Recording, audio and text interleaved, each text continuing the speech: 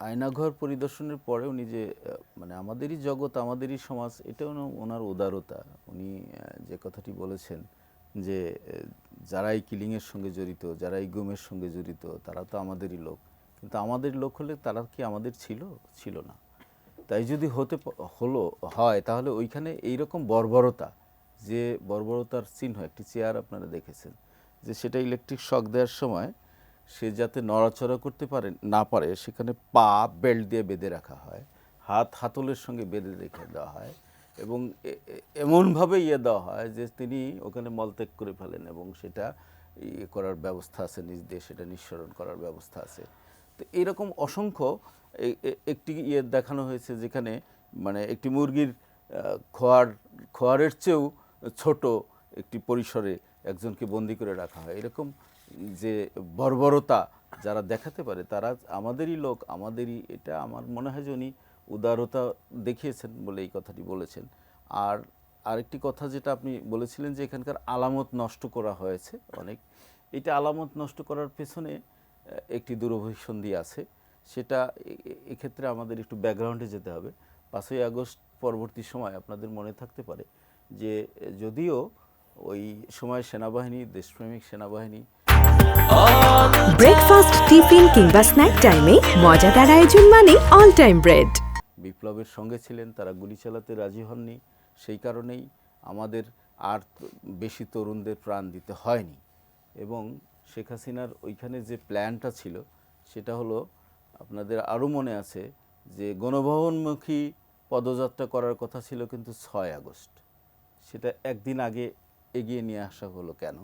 এটা behind the scene কিছু ঘটনা আছে। সেই ঘটনা হলো, আমি যতদূর জেনেছি অ্যাজ এ মিডিয়া পারসন, সেটা হলো সেনাবাহিনী যখন আগের দিন রাজি হননি গুলি করার জন্যে, সম্মতি দেননি কার উপরে গুলি করবে, দেশের তরুণদের উপরে, কারণ তা ইতিমধ্যেই 1,500-এর বেশি প্রাণ গেছে পুলিশের হাতে, র্যাবের হাতে, বিজিবির হাতে। তখন সেনাবাহিনী যদি এখানে কিলিংয়ে যায় তাহলে এই কিলিং লক্ষাধিক ছাড়িয়ে যায়। তো সেটা তো তারা করেননি বলে একটি ফ্যাসিস্ট হাসিনার একটি প্ল্যান ছিল যে বাইরে থেকে আরও কিছু কমান্ডো এনে তাদেরকে দিয়ে এই গণহত্যায় কাজে লাগানো। কিন্তু সেই খবরটি মানে যেভাবেই হোক আমাদের তরুণরা জানতে পেরেছিলেন এবং তারা গণভবন অভিমুখে পদযাত্রা একদিন এগিয়ে নিয়ে আসেন এবং সেই দিনই শেখ হাসিনার বিদায় হয়।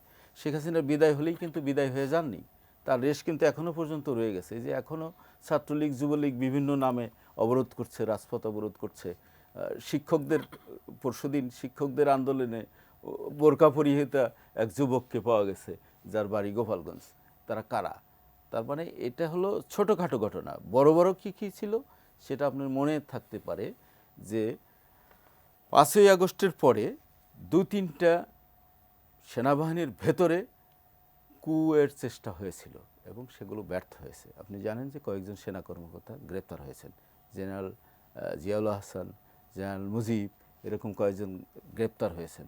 তার মানে এগুলোর সঙ্গে একটা ষড়যন্ত্র ছিল। এই ষড়যন্ত্রকারীরাই আলামত নষ্ট করেছেন। আলামত নষ্ট করেছেন কেন? যাতে করে এইটা প্রমাণ না হয় এবং পরবর্তীতে তাদেরকে বিচারের মুখোমুখি না হতে হয়, মামলার মুখোমুখি না হতে হয়। কিন্তু সেই আলামত নষ্টতে আমার মনে হয় না তেমন কিছু আসে যায়। সেটা হলো যে বিশেষ করে এই জাতিসংঘ মানবাধিকার কমিশন যে রিপোর্টটি দিয়েছে, এই রিপোর্ট একটি পূর্ণাঙ্গ রিপোর্ট। এই রিপোর্টের মাধ্যমে আমি মনে করি আমাদের আন্তর্জাতিক অপরাধ ট্রাইব্যুনালকে অনেক এগিয়ে দেওয়া হয়েছে এবং এই রিপোর্টের ভিত্তিতেই এখন গণহত্যার বিচার হতে পারে। আমি মনে করি যে যে কাজটা তারা করেছেন তাতে আমাদের প্রসিকিউটর এবং অন্যান্যরা যে ইনভেস্টিগেশন করছেন তাদের জন্য বিরাট সহায়ক হয়েছে।